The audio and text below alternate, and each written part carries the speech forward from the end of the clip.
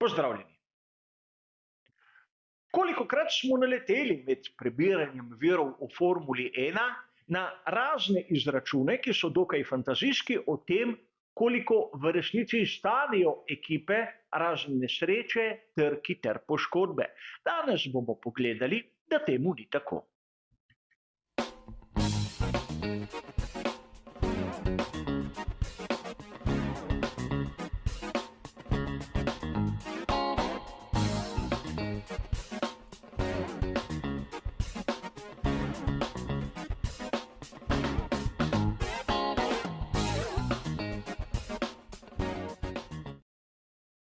Verjamem, da ste podobno kot jaz naleteli na razne pavšalne izračune, koliko določena nesreča, določen trk stane posamezno ekipo Formule 1. Ko, na primer, voznik poškoduje prednji aerodinamični stabilizator, se zmeraj najde nekdo, ki bi rad izpadel pomemben in seveda izjavi: "Glej, pa je odšlo, na primer, 150.000 evrov." A verjetno vsakemu izmed nas, navdušencev, se zdijo te cifre izjemno visoke in pravzaprav bomo danes videli, da v večini primerov sploh niso realni. Namreč elementi, ki sestavljajo bolid Formule 1, lahko hitro zastarijo in so potrebni pogostih menjav.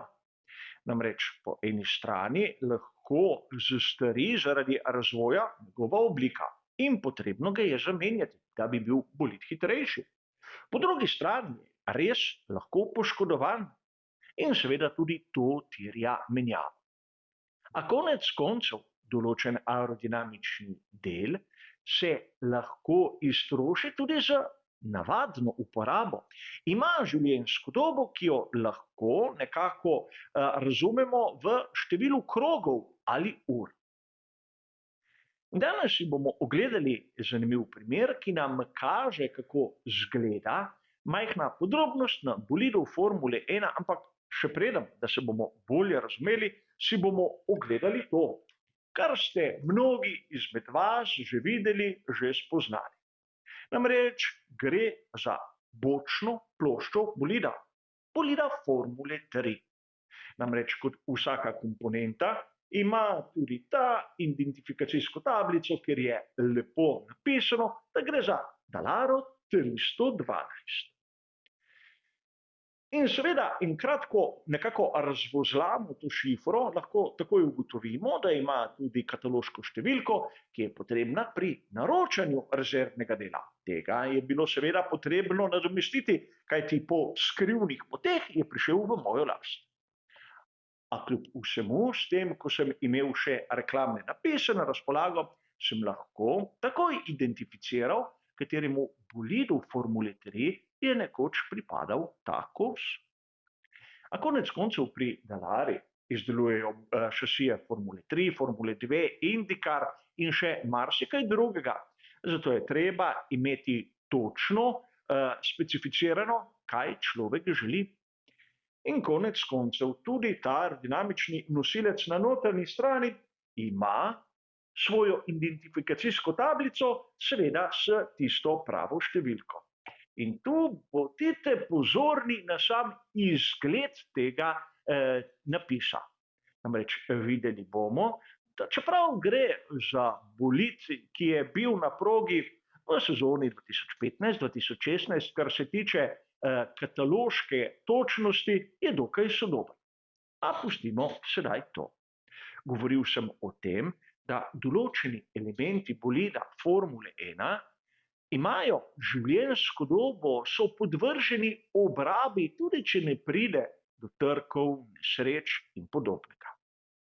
In ogledali si bomo eno samo izjemno zanimivo fotografijo, kjer vidimo podrobnost prednjega aerodinamičnega stabilizatorja. Verjamem, vsi vi ste spoznali nosilec in tisti pomožni profil. A kaj je tu tako zanimivega? Ustavili se bomo pri 4 točkah. Najprej si bomo ogledali vijake, ki so pravzaprav posebni. Vidimo že, da tisti zgornji utor oddaleč morda izgleda križni, ampak še zdaleč ni. a bolj pomembno je nekaj drugega. Namreč opazili ste morda, da okrog tega utora se nahaja malce daljša številka, kar bi zopet lahko bila kataloška številka, ki bi podizvajalcu točno povedala, kaj ekipa, v tem primeru naročnik, rabi. A po drugi strani, če smo malce bolj natančni, vidimo, da na istem nosilcu se nahaja pravzaprav isti vijak, ki ima pa čisto drugačno številko. In sedaj obstaja varianta, da imajo pri ekipi dva dobavitelja vijakov in vsak ima svojo kataloško številko, kar je pa po mojem osebnem mnenju malo verjetno.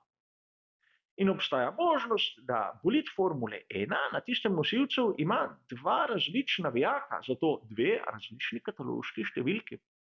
Ali pa ta daljša številka je serijska zaporedna številka, ki točno pove ekipi, kdaj so določen element vgradili in pravzaprav po tistem ciklu, ko ga odstranijo, ga premerijo in nekako ugotovijo, ali je bil interval pravi ali ne. Vkolikor v določenem intervalu, na primer element, kot je vijak, zdrži nad pričakovanji, ga lahko naredijo lažjega. Odstranijo malce materiala in tako prihranijo nekaj malega mase, kar je danes eden izmed poglavitnih problemov v sodobni Formuli 1. In nekdo bo sedaj dejal, zakaj bi se nekako trudili z desetinkami ali stotinkami grama na enem elementu, kot je vijak, če je morda več mase nekje drugje, ampak če na vsakem elementu, na primer bolida Formule 1, prihranimo odstotek mase, no ja, skupaj znese kar nekaj. A če smo ugotovili, da pravzaprav vijak je tu nekaj, kar ima dobesedno rok trajanja, kaj pa ostali deli? Če pogledate pod sam nosilec, boste takoj ugotovili, da pravzaprav so tam dali podobno nalepko, kot smo jo videli pri nosilcu, na sami bočni plošči Dallara 312. Vidimo, da ima barkodo, ki nam zopet pove, kdaj je bil element narejen in verjetno po evidencah ekipe vemo tudi, kdaj je bil vgrajen. Prednji aerodinamični stabilizator je modularen.